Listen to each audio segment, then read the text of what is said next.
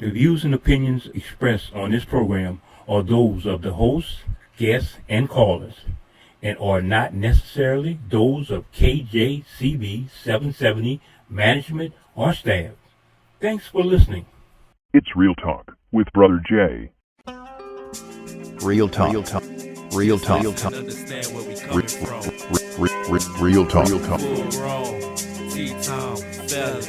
I need heaven. Lord, help me find my crossroad. Harsh living temptations, please cleanse my soul. We live where government barely give us a. It's Real Talk with Brother Jay.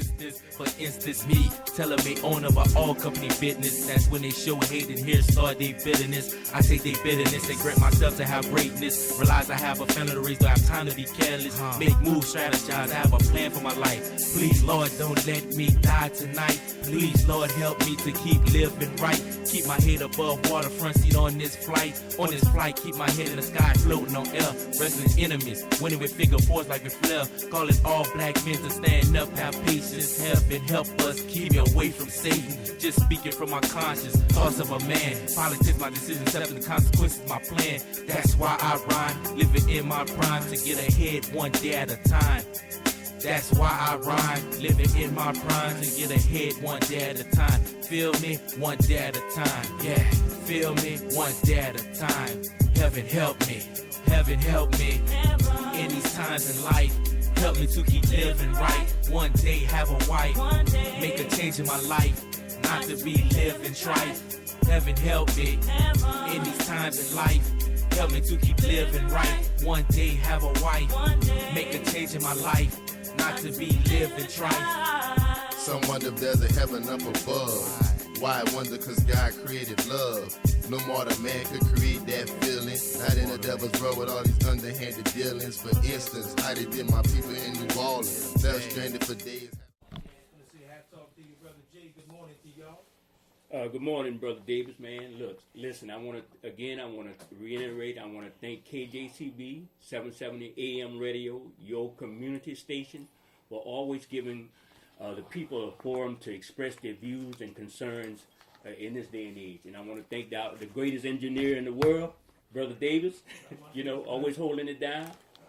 And also want to thank the viewing audience and the supporters out there. We're getting some good response, especially from the show last week as it relates to issues in our community. And I want to also thank my co-host, Sister Khadija, who's temporary standing in for us and always supporting the community shows here on community radio. I call KJCB community radio because it helps the community get by through several different things, whether it's like Sister Janelle was previously saying, health concerns in the community, issues with economics, issues with the plight of the community. Sister? Yes, and good morning, Hotep, Barigani, Assalamu alaikum. It's customary in the African tradition that before we speak to the community, that we at least get permission from one of the elders that's and I ask permission to speak, sir. Yes, ma'am. You may speak, sister. All right, so with that being said, we have a few pressing PSAs that we need to get out as soon as possible, Brother G. And the first PSA is always because, like I said earlier, we thank KJCB for having us on. Listen, the views and comments expressed on this program are solely of the host and guests and do not in any way represent the views of KJCB 77 AM management and staff. And again, thank you for listening. Sister? Yes, of course. We would also like to mention that this coming Monday at 5:30 in Breaux, Louisiana, we do have we do have a prayer vigil on behalf of Denesha Harris. There's going to be a press conference at 5:30 that evening at the Carl Williams Memorial Park, and that's going to be this coming Monday at 5:30. a press conference and a prayer vigil on behalf of Denesha Harris. Now, we were supposed to have had like the family members on here this morning. However, something came up, and Brother Raheem, who's been on the ground floor, he's on his way, or he should be here anytime now, and he's going to give us a complete update with what actually transpired, Brother Jay. Yes, definitely. When we schedule community issues like these issues are fluid and they can change at the last moment because there are emotions involved. There are consequences to these things happening in the community. Sister, because of the dynamics of this issue, what happened in Breaux with law enforcement, can you give us a little background on what happened to the young lady? Well, I could give you what I know firsthand, which would be, I'm waiting for Brother Raheem. He would come here. Right. He should be here anytime now. Well, we know it's a tragic death. Yes, of course. We're all concerned. Yes, of whether course. it's the community or whether for law enforcement, a 17-year-old was killed in an issue, and it's still sketchy because dealing with the mainstream press, there are bits and pieces that comes out, and you don't have the full story. And these stories change so fast. And the thing is, when something on that level tragic happens, there's an outcry by the public for the grief that happened. We got a 17-year-old black female who is dead at the end of the day. Sister. That's right. And you know what? This is going up all over, and recently we had like another shooting.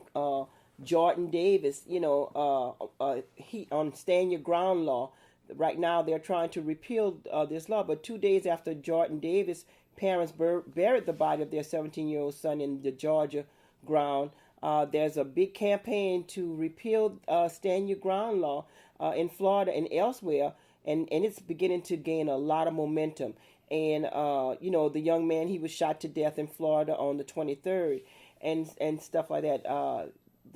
Michael Dunn said he felt threatened by the two teenagers. One black man sitting in an SUV, and he felt threatened.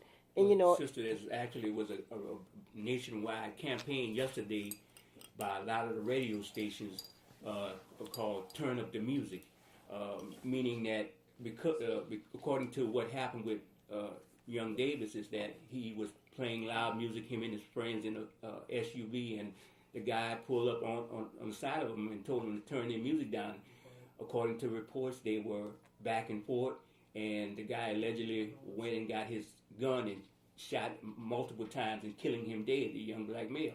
So this is the thing, that when you got the nation in an uproar about issues like this related to the Trayvon Martin case and his case, there's certainly a need to look at what's going on with the apprehension of, and I'm going to say it, because you're not hearing it in other communities, meaning the Caucasian and white community, where you have that much excessive force dealing with either vigilante or even dealing with law enforcement, the overkill in our community when it comes to law enforcement. You got one more issue, sister, that's so standing out so bad is 137 shots fired at a couple in Cleveland. That is a story that's much more atrocious than the Amadou Diallo case. That's right. That's exactly correct, brother. The brother in that case happened to be from Baton Rouge.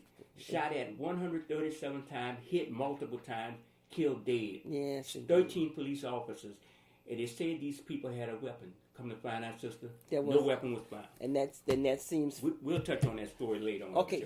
There is a caller on a line from New York. I think she's supposed to be... Your Community Connection, 770 AM, KJCB, Lafayette, Franklin, an R&M broadcasting station. All right. Okay, we're back, and again, we want to say this is a special edition of the Saturday open line, real talk radio on the open line. Well, we want to thank KJCB for having us on.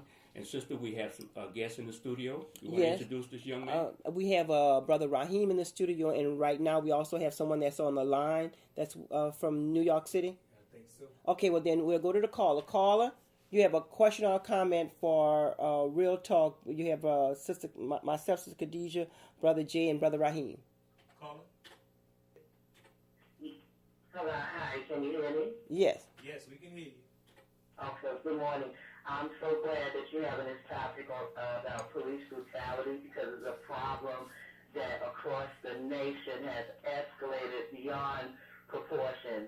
The fact of the matter is there's absolutely no accountability when it comes to law enforcement, and the 137 shots we just saw in Cleveland is evidence of that. We went from 41 shots to Amadou Diallo, 50 shots to Sean Bell, and now we're at 137 shots, and this has to stop.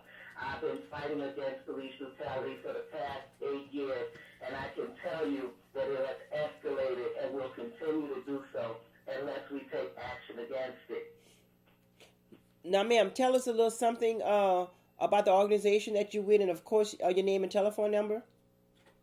Well, what is going on right now as a result of all these police brutality cases, I've initiated national action against police brutality in the form of a petition that is demanding the United States Attorney General Eric Holder to immediately investigate, act, and remedy the issue of police brutality across the United States.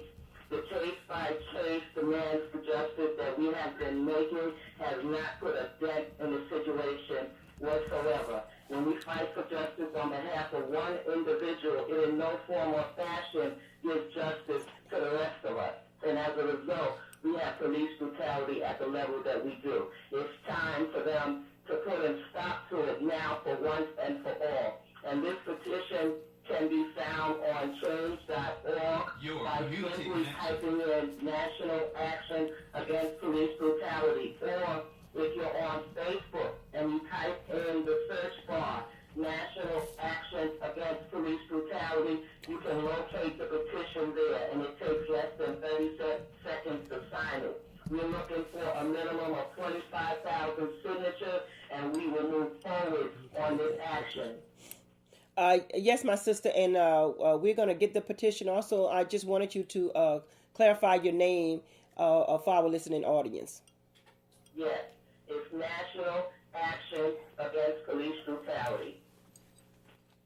Yes, ma'am. I thank you so very much. And you've heard about what happened with Denesha Harris right here in Breaux, Louisiana, correct? I'm sorry, say again? I mean, you did hear what happened with Denesha Harris right here in Breaux, Louisiana. No, what happened with this young lady? Okay, let Brother Raheem explain it to you, and you could listen in. All right, thank y'all for having me. My name is Raheem X. I'm chairman of the Black Panther Party. Denesha Harris was killed Sunday night by Breaux police officers.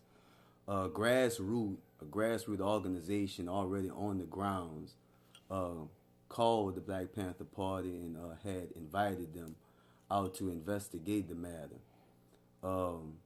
This grassroots organization was able to organize the people from that night to that morning to gather in Carl Williams Park for a discussion to discuss the matter concerning Denesha Harris, and also to condemn the actions of Breaux Police Department. According to the information that we have gathered, Denesha Harris was in a fight with others, and in the process of the police coming, Denesha was trying to leave the scene. She ran into a police car. She also struck someone else with the car. But this is what we looking at, and this is what the community is looking at. Denesha had came to a stop to where she wasn't able to go forward nor backwards. She was cornered in, she couldn't go nowhere. She had then struck a police vehicle, she had then jumped several ditches, and also she had then hit someone. She was also on house arrest, from what I've heard. So this 16-year-old was actually in a state of panic, trying to leave the scene, knowing that the police was coming, knowing that she was on some type of house arrest. She wanted to leave the scene. The community and the people are saying that something could have been done different.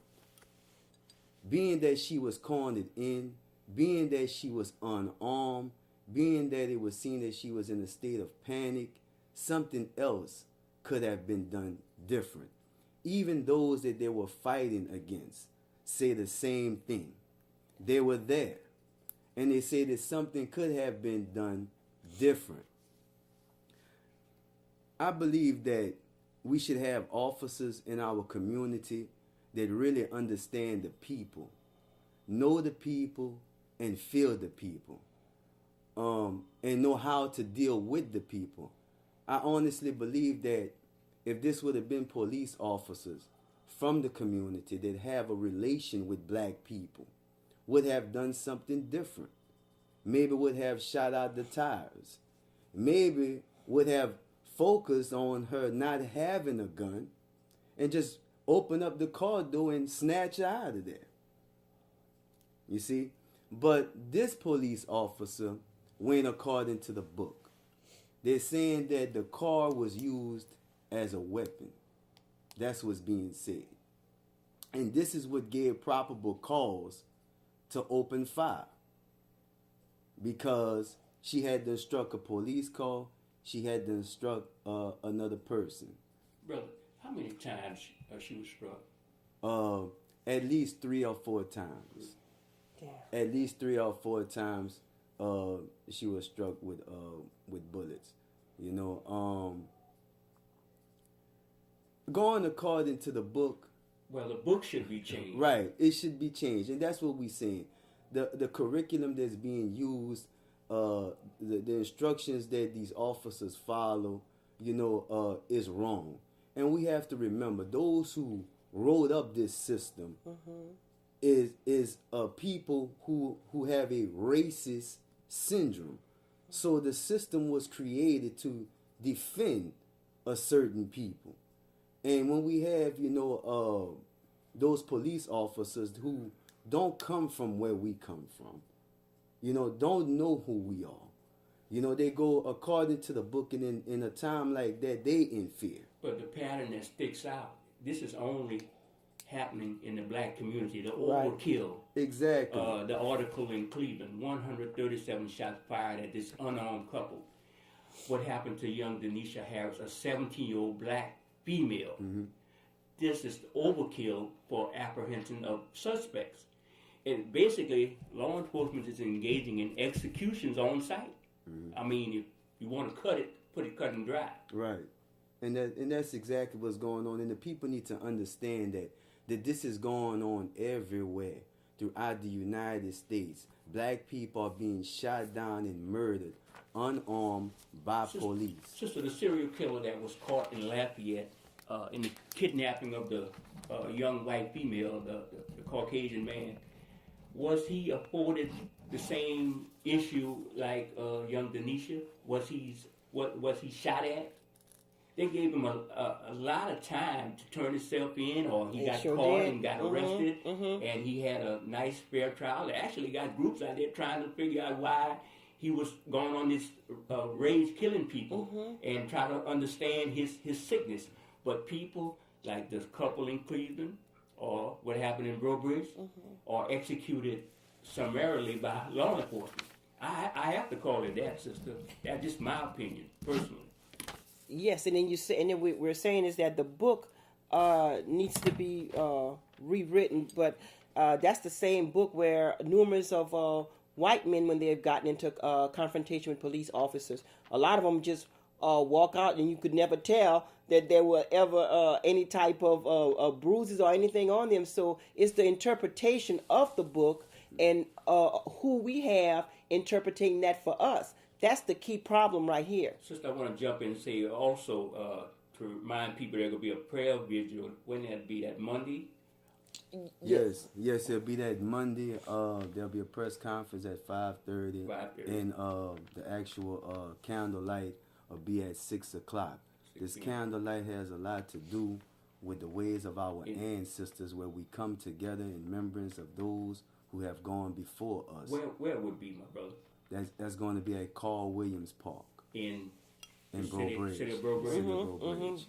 the late great Honorable Carl Williams. Now we also need to have copy of the petition that the other sister had mentioned about, so that we could get our people to sign that, and we could get the petition from change.org, National Action Against Police Brutality. We need to have copies of the petition so we could ask people to sign that. So there are many articles and publications and even newspapers talking about the spike in the way law enforcement in the last couple of years has been apprehending suspects, especially in the black community. Yeah. And we could acknowledge there's crime.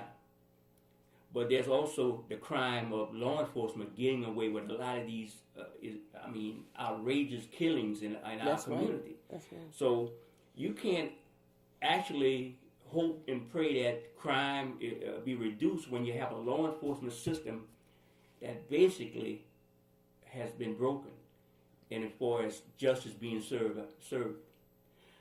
We hope that the U.S. Attorney Office is listening, and to put these officers in a lot of these southern towns and parishes under the scrutiny to look at some of these cases.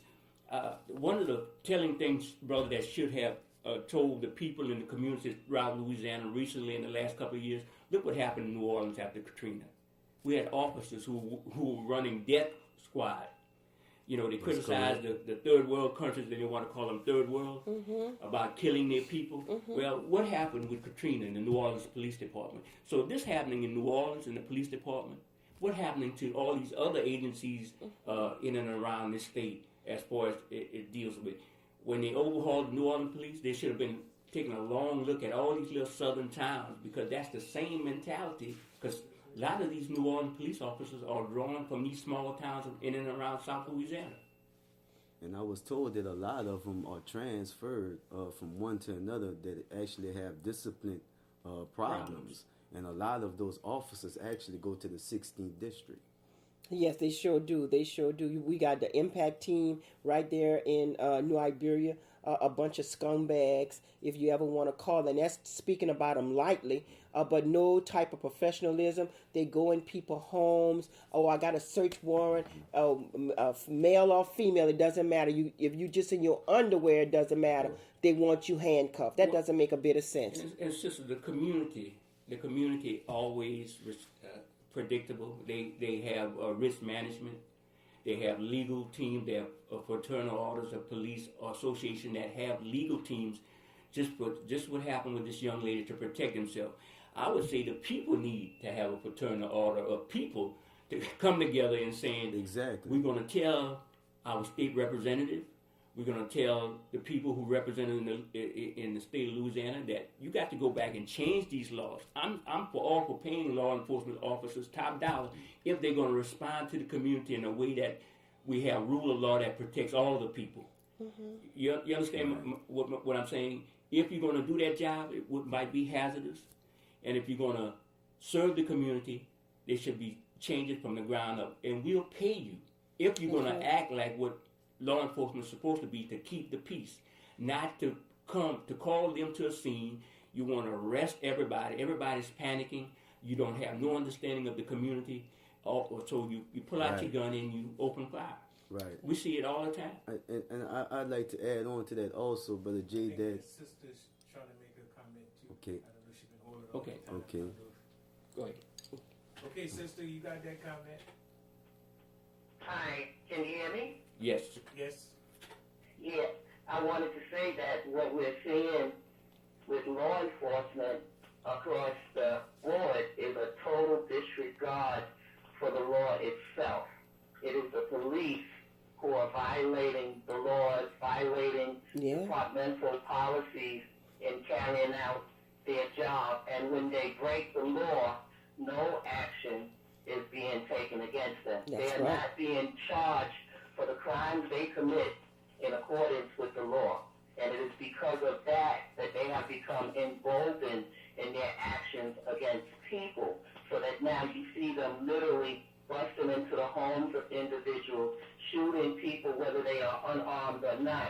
And then the departments justify them because the officer said he was in fear of his life, or because the officer said that he thought he saw a weapon. So now we have police officers being justified for committing murder simply because they imagined that they saw a gun. This is not acceptable, and action must be taken against it by the Department of Justice. We have here in New York a major case going on right now where 18-year-old Ramali Graham was shot and killed. The police originally said that they saw a weapon and that they chased him into his home. But they said these things when they didn't realize that their actions were being videotaped. And the videotape showed Ramali calmly walking into his home and the police following several minutes after. And when they got to the door, they were banging and kicking on the door with their weapons in their hand. And when they finally got into the home, they ran up into the bathroom where he was and shot and killed him. Okay? It took 5 months of marching and protesting for the commissioner of this city to even charge those officers. Okay? They refused to do anything, although they violated the law because they didn't have permission or authority to enter that home, and they shot a man in cold blood, and he had no weapon. Okay? The department heads use the excuse that they're investigating, or they say that they're waiting for the district attorney to take action. But the commissioner of this city could have taken action immediately because the officers violated departmental procedures by entering the home without a warrant, by being on an operation that their officers weren't even trained for. So you see repeated patterns of department officials who refuse to take action against these officers. They stand by them and justify them, even in the case in Cleveland, where we know there was no weapon. We know it was an assumption that they thought those people had a weapon. Even after 137 shots, after a high-speed chase, which endangered other people, that department official said if he finds any wrongdoing against those officers, he will take action. And that is the problem. They refuse to charge these officers even in the face of blatant violations of law, even in the face where they have violated all kinds of departmental procedures. And that is the cause for widespread police brutality across this nation. And like I said, the Department of Justice, the Attorney General's responsibility is to take action against people who violate the law. Department official heads are violating the law by failing to charge these officers. Therefore, the Attorney General must bring charges against those officials. If they know that they will be charged because they failed to take action against their officers, this will stop. But it's because nobody is taking any charges. There is no accountability whatsoever. There is blatant crime across the United States. And we must hold the Attorney General accountable because just like we are aware of the violation, they are aware of the violation. And they have taken no action thus far to do anything about it. It is our children that are in jail by the thousands. It is our children who are being killed, male, female, unarmed, provoked or unprovoked, and none of them is saying or doing anything about it. We must hold them accountable. It's inexcusable and it's unacceptable. Thank you so much, my sister. Can you leave us your telephone number, please? The name of the petition is National Action Against Police Brutality. They can find it on change.org. Simply type in the words National Action Against Police Brutality. On Facebook, mostly everybody is on Facebook these days. If you type in the words National Action Against Police Brutality, it will direct you to the petition where you can sign it. As well, my name is Denesha. You can find me on Facebook. I have a page for National Action Against Police Brutality as well as an event stage for National Action Against Police Brutality because we're trying to get the word out far and wide so that everybody everybody is aware of this action. Everybody joins in on this action, and we can start a national movement of holding the people in office accountable. Okay, they cannot claim that America is a land of liberty and freedom when they're taking away the freedoms of thousands by wrongly incarcerating them. They cannot claim that there is justice when we have to march and beg and plead for it every time we've been wronged.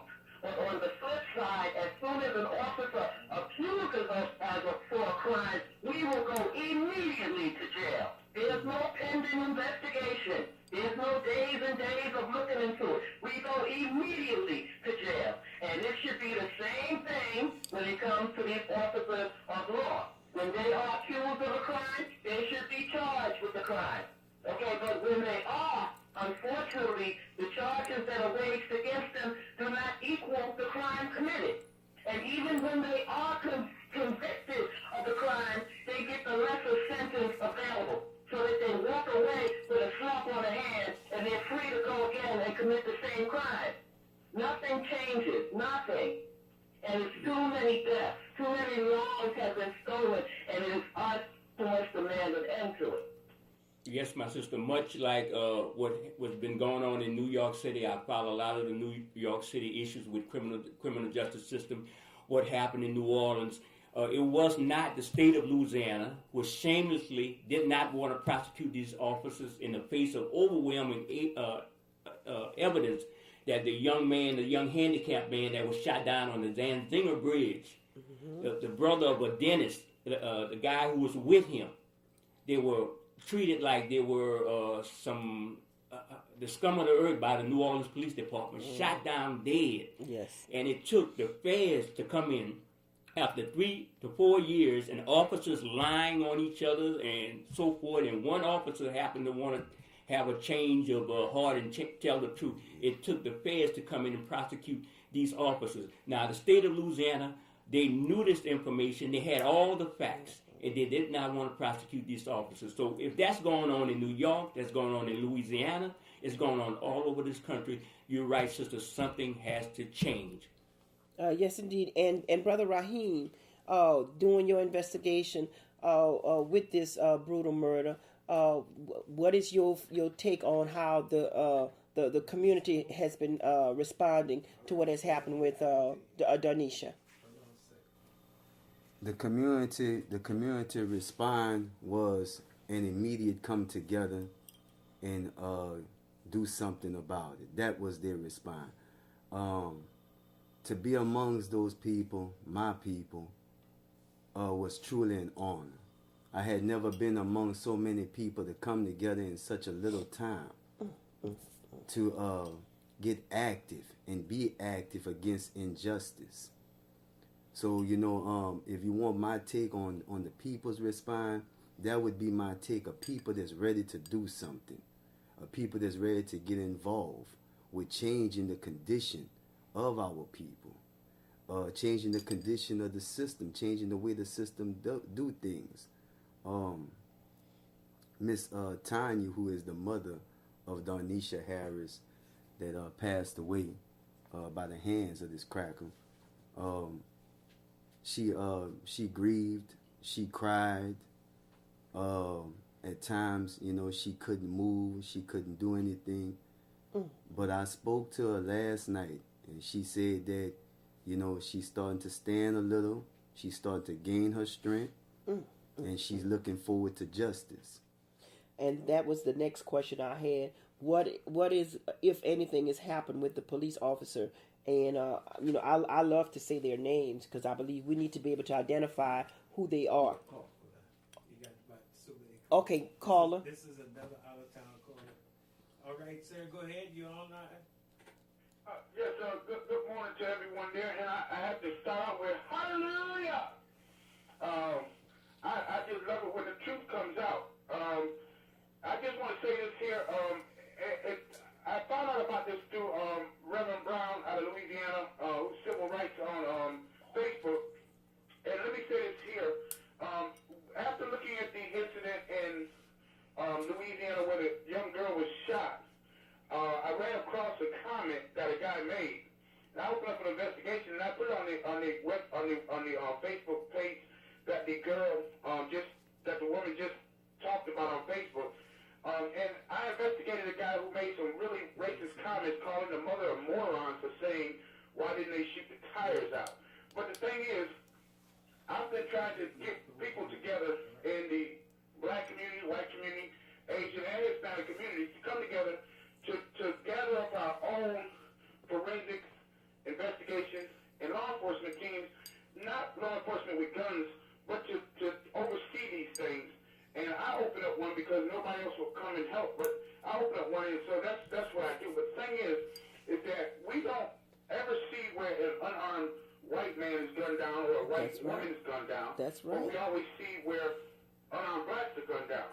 And then the officers get paid vacations. You know, that's right. They get put on 2-3 weeks leave, but they're being still paid. So my stance is that we just need to stand up and come together.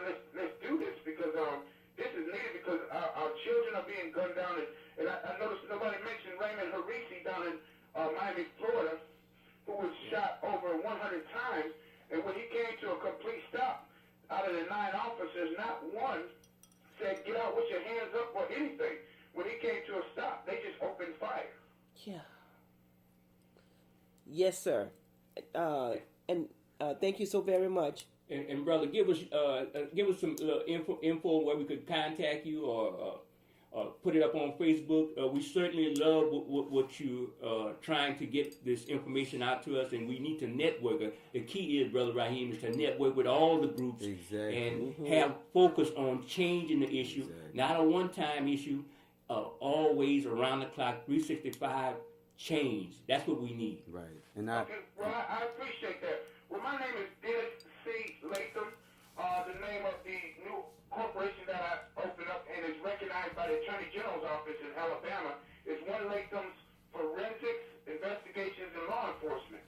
And I can be found on Facebook. You can Google my name. And you know, Google my name and find me on Facebook. www.facebook.com/SOWREAP, SOWREAP, because you will sow what you reap. Okay. And I appreciate your time on letting me talk here because I want to join up with you all so we can do where I can help, wherever I can help. And I don't charge for anything, none of this. It's all free. I'm just here to help and serve. And I appreciate you.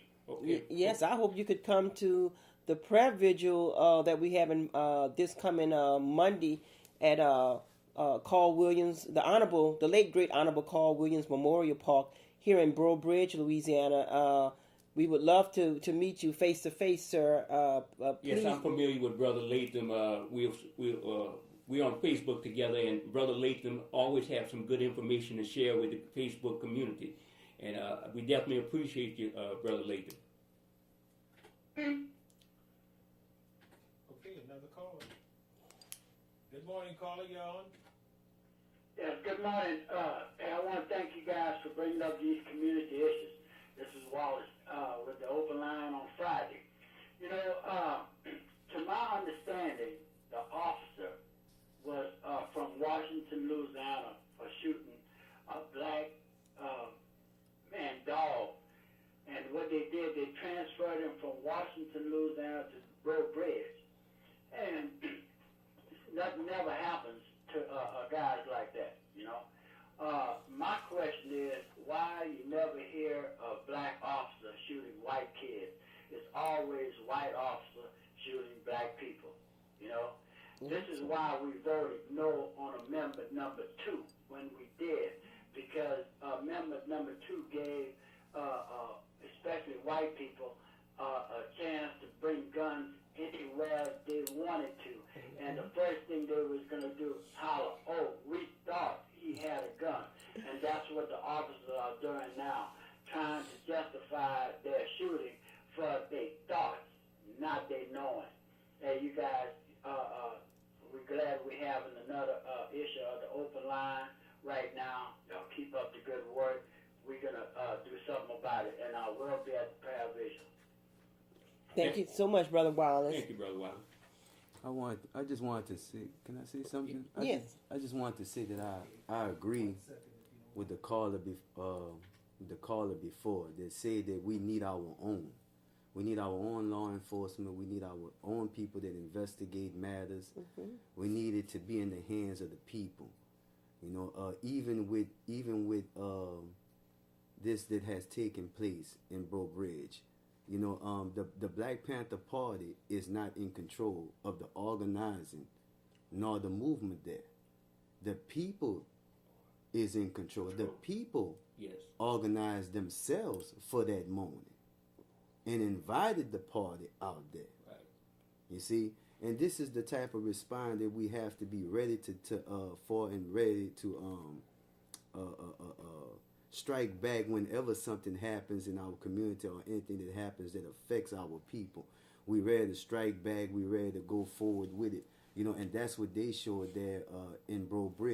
The people were ready to respond, and they responded the next morning. People came out and responded and condemned the police department. You see, and it was an inside effort and an inside organizing. Yes, it's such a egregious incident. I mean, black female. It used to be, and all killings are wrong under that condition. It used to be the young black male, but this goes back to you remember the criminalization of black men, where the criminalization of the black race, and it's ingrained in Louisiana politics and that and social fabric. Black folks are normally the killers, so the officer responds most of the time is to use deadly force because you're dealing with people who has been criminalized. Mm-hmm. Yes, and the telephone number for the Real Talk, and our topic is police brutality. Right here in Breaux, Louisiana, is area code 337. Number is 233-4262. 233-4262. Reverend Brown is on the line. All right, Reverend Brown, you got it. Okay, how y'all doing? How you doing, brother? Doing good. Fine. How's everybody? Everybody's okay, brother. Just okay. Basically, what I want to say is that many of the calls you are getting is coming from out of town. Several have called in from New York City. You got hundreds of calls, can't get in. I'm getting a lot of feedback that you got an overload, which is good. How people are responding from all across the country regarding this issue, not just a local issue. It's a national issue that is going on here. And so we have people that are very interested in stopping the killing of our people by law enforcement. Mm-hmm. So what I'm saying that what happened the other day, last Sunday, with this young lady was unfortunately police have used probable cause. They have used the word probable cause when they kill somebody who approached them with a car. They claim that a car is a weapon.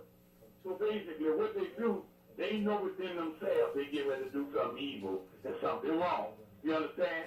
And most of the police, particularly white cops, are racist when they approach a black group of people. They have racist mentality, a racist attack on us. Not just police are just doing their job as a police officer. You have racism involved in killing the black people.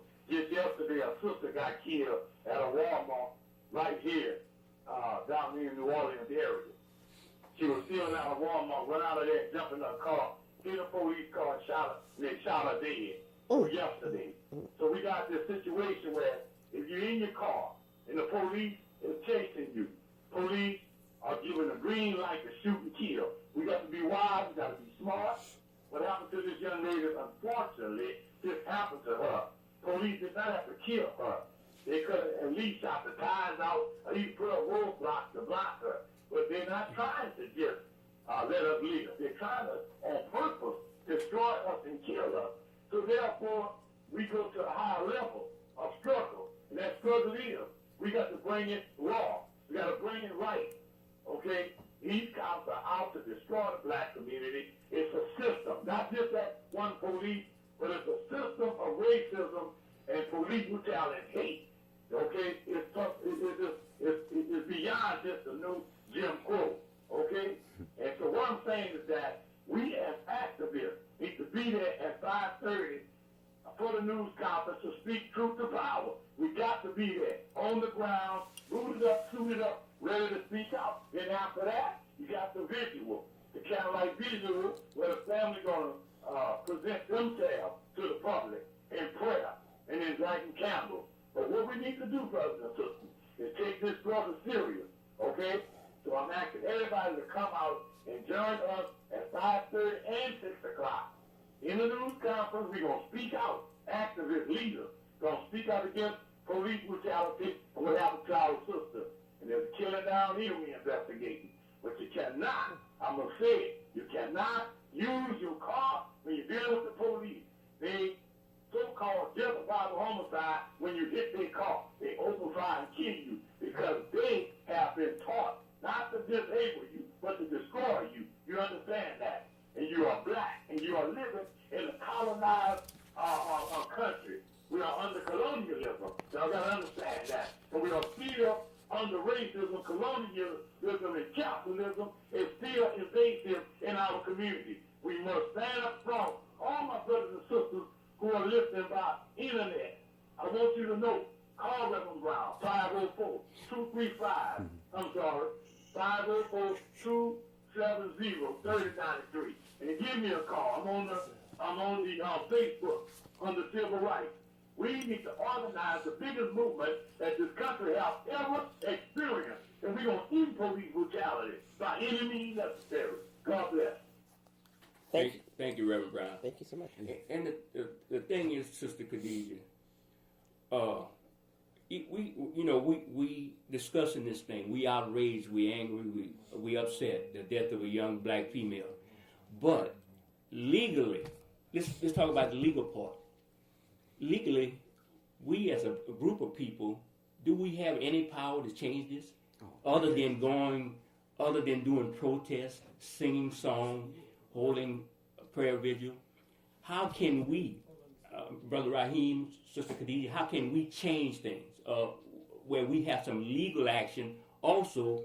Because, we still under the jurisdiction of law, rule of law. I think I'm going to go first and let Sister Khadijah catch my back on that. Okay. There definitely is something that we can do. First of all, the black people in the United States have to understand that the world know what happened to us. The world know how we got here. And the world is looking at us. But who want to stand up for somebody that don't want to stand up for themselves? That's the thing. We have to unite, we have to network, and we have to stand. We have to stand and interpret and define what's happening to us. There was a caller that called and she used the words, a repeated pattern. And what we're looking at in this day, space, and time is a repeated pattern of them just out killing black people. The same when they used to just hang them on the street lights. It's the same thing. It's a repeated pattern. And if a lot of us knew our history, then we would be able to clearly see that. But we don't want to learn about ourselves and know ourselves in order to be able to connect with those who are just like us. So yeah, can we do something about it? Yes, we can do something about it. Because when you bring the people together, then law is in the hands of the people. What you create is called the real grand jury of the universe, in which the people can bring charges against the state, the powers that be, and charge them with criminal actions against black humanity. Things are being won in the Supreme Court right now concerning black people. This is a case that we have as a people. And we can definitely go in there and we can definitely win. And we will get the support of the entire world. The nations will fall behind us because, as I said, they know how we got here. They know what happened to us. But it's up to us to stand, because the people not going to stand for another people that don't stand for themselves. Go ahead, Miss Margie. Good morning, Brother Jay, Khadijah, and Brother Lashim. Great program today.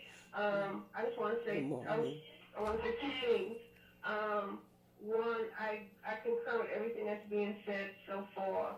Number two is that we have elected officials. We have lawmakers. We need to get them involved as well, make them accountable to what's going on in our community. And Brother Jay, what you said about the community police, that would absolutely be a great idea. I remember when I was involved with domestic violence, the police department were trained on how to handle domestic violence calls. So they need to be. They don't know how to handle us. They shoot first and ask questions later, and that needs to stop. But I just want to say you guys have a great program. I'm listening in, and thank you so much for having it and bringing it all to light.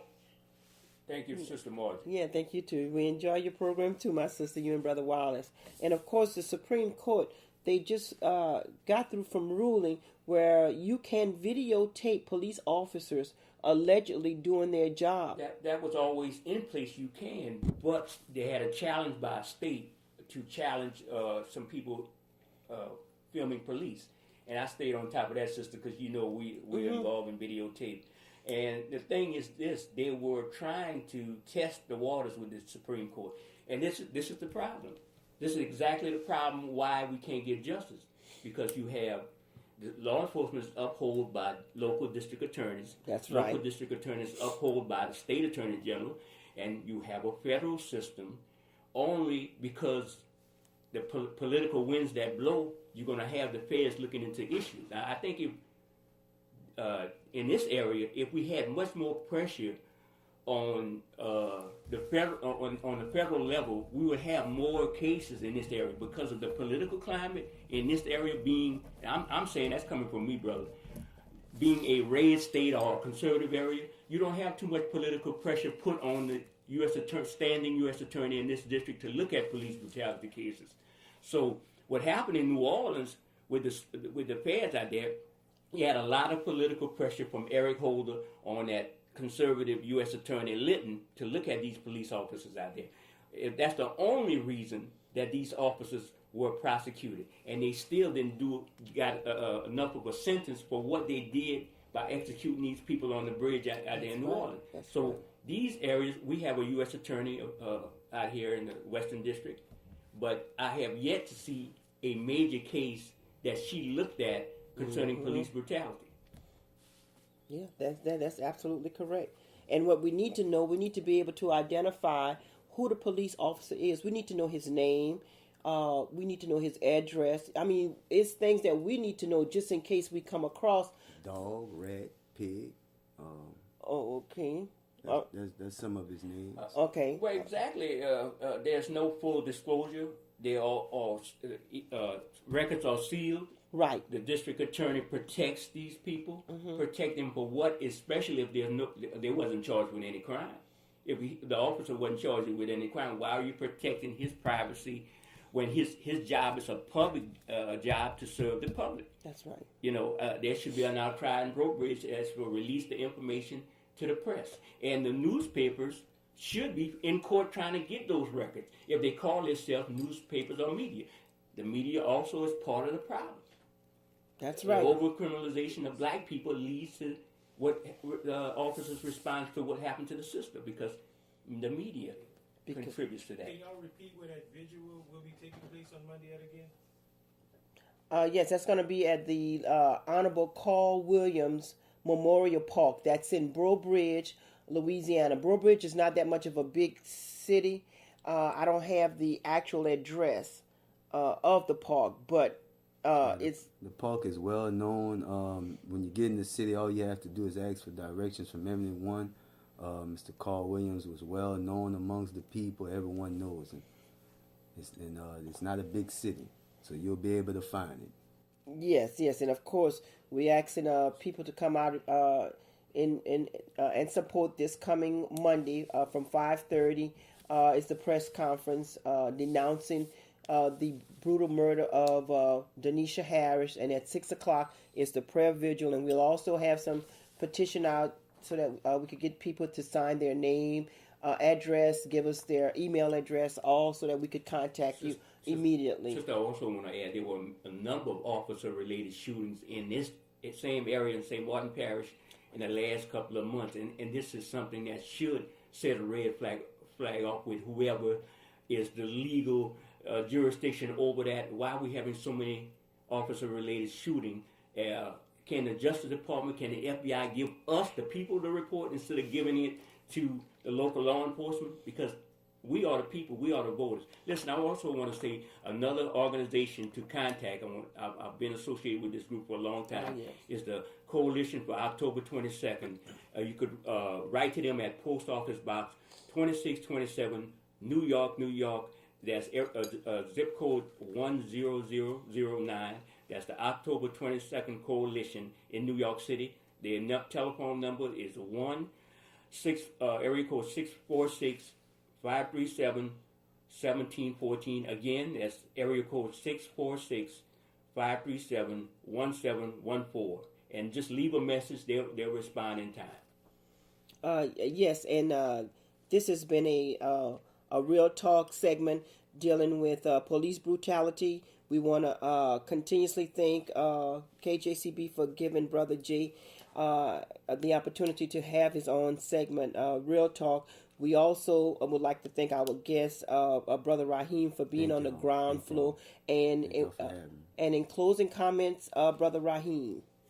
In closing comments, I just want to say, y'all heard that we have the right to have cameras and video the actions of the police. So take that right and get out there with your camera. Anytime you see the police in your community, video, document the actions of the police.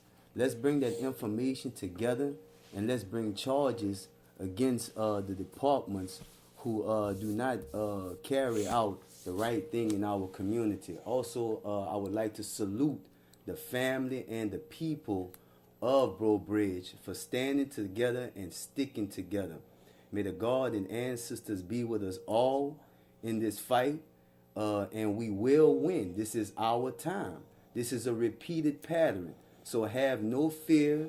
Stand and say all that has happened to you and has went on. We're going to get justice. No justice, no peace.